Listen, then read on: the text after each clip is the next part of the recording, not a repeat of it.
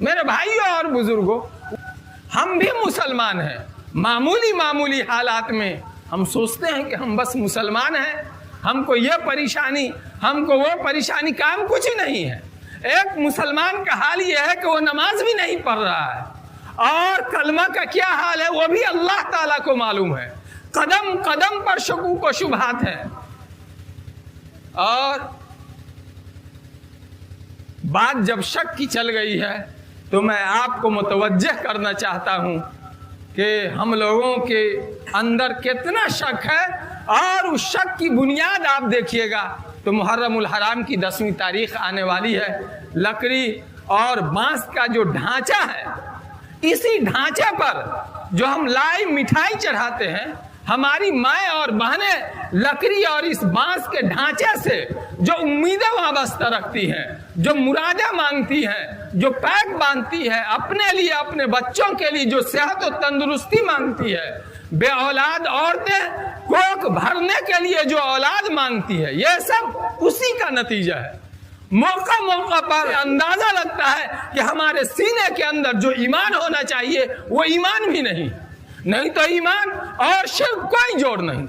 لکڑی اور بانس کا ڈھانچہ جو بگڑ جاتا ہے اور جس کو جلا دیا جاتا ہے، جس کے پرخچے اڑ جاتے ہیں، جس کو ہم اپنے ہاتھوں سے بناتے ہیں، ایک رات کے لیے اس کو خدا بنا لیتے ہیں، نعوذ باللہ. اور ہر سال اسی طرح ہوتا ہے. ہزار کوششوں کے باوجود ہمارے دل کے اندر جو چور چھپا ہوا ہے، جو بدعقیدگی چھپی ہوئی ہے، جو کفر و شرک چھپا ہوا ہے، وہ آتے آتے ایسا زور مارتا ہے اور اس کے اندر ایسی گرمی پیدا ہوتی ہے کہ ہمیں دھکیل دیتی ہے اپنے گھروں سے نکال کر اس لکڑی اور بانس کے ڈھانچے کو اپنے کاندھے پر لیے سڑکوں میں پھرنے کے لیے، گلیوں میں پھرنے کے لیے. میرے بھائیوں اور بزرگوں، یہ بہت بڑی مثال ہے ہمارے ایمانی کمزوری کی. اللہ تبارک و تعالیٰ کے نزدیک علماء سے پوچھئے، شرک اللہ تبارک و تعالیٰ کو گوارا نہیں ہے. خداوند قدوس کو شرک کسی بھی حال میں برداشت نہیں. پھر عقل کہتی ہے، اور معمولی سمجھ رکھنے والا انسان طے کر سکتا ہے کہ جس ماس کو ہم نے کسی گہورا سے، جہاں گندگیاں ہوتی ہے، وہاں سے کاٹ کر ہم نے لایا، ہم نے اس کو کاٹا، ہم نے اس کے قمچیاں بنائی، ہم نے اس کو باندھا اور سیلا، وہ ایک رات کے لیے ہم نے بہترین کاغذ لپیٹ دیا، تو کیا وہ اولاد دے سکتا ہے؟ کیا وہ ہماری آرزویں پوری کر سکتا ہے؟ میرے بھائیوں اور بزرگوں، کبھی ایسا نہیں ہو سکتا ہے. ہاں، یہ ہو سکتا ہے کہ ایسی امیدیں لگانے والا ایمان کے دائرے سے باہر ہوگا، خدا کے نزدیک وہ رسوا اور ذلیل ہوگا. اللہ ہم سب کی حفاظت فرمائے اور ہمیں صحیح ایمان نصیب فرمائے. اور بغیر کسی تمہید کے میں یہ کہنا چاہتا ہوں کہ محرم الحرام کی جو 10ویں تاریخ آ رہی ہے، حضرت حسین رضی اللہ تبارک و تعالیٰ عنہ نے اللہ ہی کے حکم کی بلندی کے لیے اور کوئی غرض نہیں تھی. روئے زمین پر حضرت حسین سے بڑے اس وقت قوم کے اللہ کے کوئی لاڈلے نہیں تھے.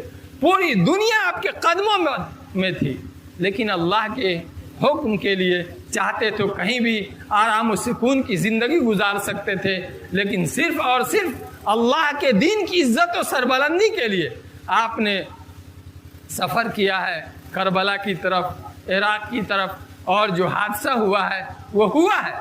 آپ ماہ و سال کے لمبے فاصلے کو چھوڑ دیجئے، لیکن 10ویں ذی الحجہ کے بعد جو 10ویں محرم کی تاریخ آتی ہے، یہ بھی ایک عظیم قربانی کی یادگار ہے، اور وہ بھی ایک عظیم قربانی کی یادگار ہے. ان دو عظیم ترین قربانیوں کے بیچ میں، دونوں قربانیاں اللہ تبارک و تعالیٰ کے حکم کو بلند کرنے کے لیے دی گئی ہے. ایک طرف نبی کی قربانی ہے. اس موقع پر ایک بات آپ کو سمجھ میں آئے تو سمجھ میں آئے، نہیں سمجھ میں آئے تو بھی یہ سمجھ کے چھوڑ دیجئے گا کہ کوئی سمجھ رکھنے والا کہہ رہا ہے. آپ دیکھیے کہ اسماعیل علیہ السلام کی قربانی ہوئی ہے، لیکن اللہ نے بچایا ہے تو ہوئی بھی ہے اور نہیں بھی ہوئی ہے. چھری نے ذبح اس لیے نہیں کیا ہے کہ چھری تیز نہیں تھی، ابراہیم میں طاقت نہیں تھی، نعوذ باللہ، یا اسماعیل کا گردن پتھر کا تھا، ایسا کچھ نہیں تھا. اللہ کا حکم تھا، چھری نے کام نہیں کیا. لیکن اسماعیل ذبح نہیں ہوئے، اللہ کا حکم تھا، قربانی ہوئی اور اسماعیل بچ گئے. دوسری طرف حضرت پیارے آقا حضرت محمد رسولullah सल्लल्लाहु अलैहि वसल्लम सैयदुल अंबिया हैं, सैयदुल रसूल है, बाइस कुन फका हैं. रूए ज़मीन पर आपके किसी अमल की कोई मिसाल पेश नहीं की जा सकती. चुनांचे आपके नवासे की जो कुर्बानी हुई है मैदान करबला में वो हुई है और हो गई है, दीन के लिए हुई है. हुजूर सल्लल्लाहु अलैहि वसल्लम की इसमें भी अजमत शान टपकती है कि आपके नवासे की कुर्बानी हुई है और हो गई है. क्या इन दोनों कुर्बानियों के बीच में हमें ज़ेब देता है कि हम रातों को ढोल बजाएं, हमारी बच्चियां बेपर्दा अपने घरों से निकले, हमारे नौजवान शराब पिए और आपस के अंदर फितने हो, इख्तिलाफ हो और तमाम तर बुराइयों को अंजाम दिया जाए. याद रखिए ये एक महीना जिस तरह अपने अंदर तकद्दुस रखता है उसी एतबार से हम इस एक महीना के अंदर बुराइयों को अंजाम देते हैं. इसी महीने में ज्यादातर लोग शराब पीना सीखते हैं, इसी महीने में ज्यादातर लोग भांग खाना सीखते हैं, इसी महीने में ज्यादातर माएँ और बहनें बेपर्दगी सीखती हैं, इसी महीने में ज्यादातर नौजवान लोग ज़नाकारी और बदकारी की तरफ जाते हैं.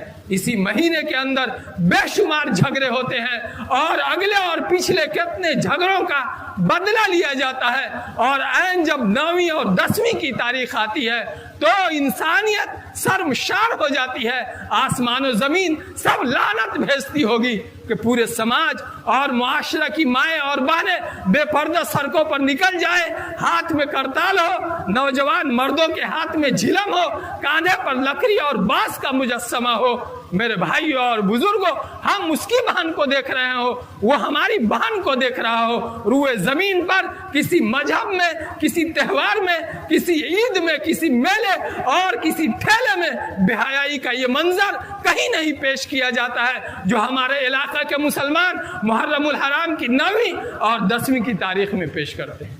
मेरे भाइयों और बुजुर्गों, ये सब तो हराम अमाल है, लेकिन सबसे बड़ी खतरनाक चीज जो ये है कि हम लकड़ी और बांस के ढांचे से जो उम्मीदें वाबस्ता रखते हैं, जो उससे हम औलाद मांगते हैं, जो उसको अकीदत और मोहब्बत की नजर से देखते हैं, ये ईमान को साफ साफ बाहर कर देता है. कुरान ने ऐलान किया है कि मुशरिक की मगफिरत नहीं है. हम हर साल करते हैं, बजोर करते हैं, मुख्तलिफ किस्म के बहाने बनाते हैं. ये छोड़ता है तो दूसरा करता है, दूसरा छोड़ता है तो तीसरा करता है और आप तकरीर करने वालों के सर डाल देते हैं. मेरे भाइयों और बुजुर्गों, बात चल गई है तो ये बात भी मैं आपको समझा देता हूँ. बहुत मर्तबा हम लोग जब तकरीर करते हैं और आज से नहीं कर रहे हैं, पढ़ने के वक्त से कर रहे हैं, यकीन की कुव्वत हासिल है, हराम समझते हैं, गुनाह समझते हैं. कुरान ने जहाँ इन्नमल खम्र वल मैसुर वल अंसाब वल अज़लाम रिस्सुन कहा है, गंदगी है ये, शराब, जुआ और कुरान गंदगी कह रहा है.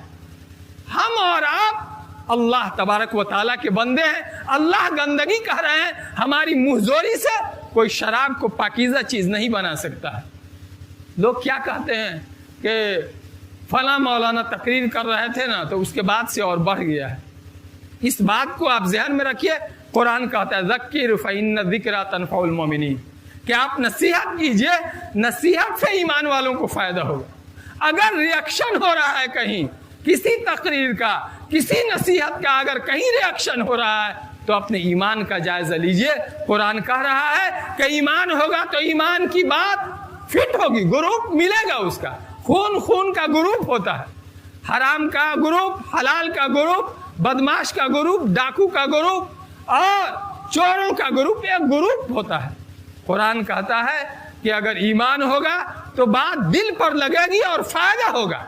लेकिन अगर रिएक्शन कहीं हो रहा है, ढोल आपने और बजाना बढ़ दिया, आप सोच रहे हम ये नहीं, कुरान कहता है कि वहाँ ईमान नहीं.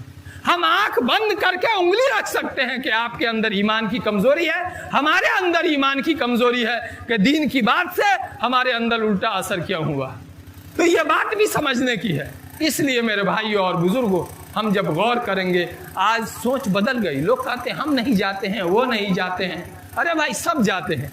हुजूर सल्लल्लाहु अलैहि वसल्लम फरमाते हैं मन कस्सर सवाद कौमिन फहुवा मिनहुम, कि जो जिस कौम की तादाद को बढ़ाए उसका हश्र उसी के साथ होगा. कोई कहते हैं कि हम छुड़ाने के लिए जाते हैं, کوئی کہتے ہیں ہم بچانے کے لیے جاتے ہیں، بیچارہ نمازی بھی اس دن نماز بھول جاتا ہے۔ بہت مرتبہ پڑھے لکھے لوگوں کو بھی دیکھتے ہیں کہ کرتا پائجامہ اور ٹوپی میں رین کے ارد گرد نظر آتے ہیں۔ میرے بھائیو اور بزرگوں، یہ سب شیطان کا دھوکہ ہے، نفس کی خواہشات ہے، اس سے نکلنے کی ضرورت ہے۔ اور یاد رکھیے ایک بات بار بار میرے دل میں آتی ہے اور میں کہتا بھی ہوں کہ اگر ہماری مائیں اور بہنیں رات میں ڈھول دیکھنا چھوڑ دے اور 9ویں اور 10ویں کو رین پر جانا چھوڑ دے تو ان نوجوانوں کا جوش ختم ہو جائے گا، یہ کود پھاند کرنا چھوڑ دیں گے۔ اور کودنے والے لوگ بھی کس طرح کودتے ہیں مجھے معلوم ہے، شراب پی کر کودتے ہیں، اندر کوئی انرجی، اندر کوئی طاقت نہیں ہوتی۔ ارے جسمانی ورزش تو سالوں بھر کے لیے ہے، لاٹھی ڈنڈا سیکھنا، پہلوانی سیکھنا، کراٹے سیکھنا، صحت و تندرستی والے اعمال سیکھنا سالوں بھر کے لیے۔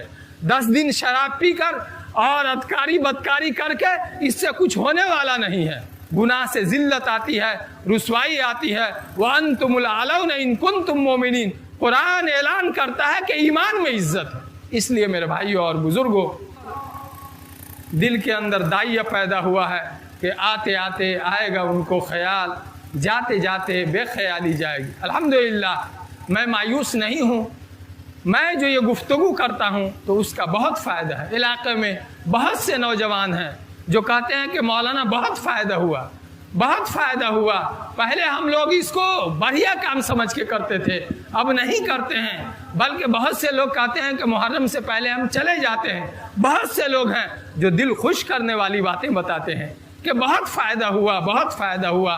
میرے بھائی اور بزرگوں، یہی ایک محبت کرنے والے انسان کے لیے اور دین کی بات کرنے والے کے لیے بہت امید کی بات ہے کہ حضور صلی اللہ علیہ وسلم نے حضرت علی رضی اللہ تعالیٰ عنہ سے فرمایا تھا کہ اگر تمہارے وجہ سے کسی ایک کو ہدایت مل جائے تو تمہارے لیے سرخ اونٹ سے بھی بہتر ہے۔ تو انشاءاللہ دیر سویر سمجھ پیدا ہوگی، لیکن عقل مندی یہ ہے کہ جب معلوم ہوا گناہ ہے تو ایک دم سے کھڑا ہو آدمی اور گناہ کو چھوڑ دے۔ اللہ تبارک و تعالی ہم کو اور آپ کو سب لوگوں کو دین کی سمجھ عطا فرمائے۔ وآخر دعوانا ان الحمدللہ رب العالمین۔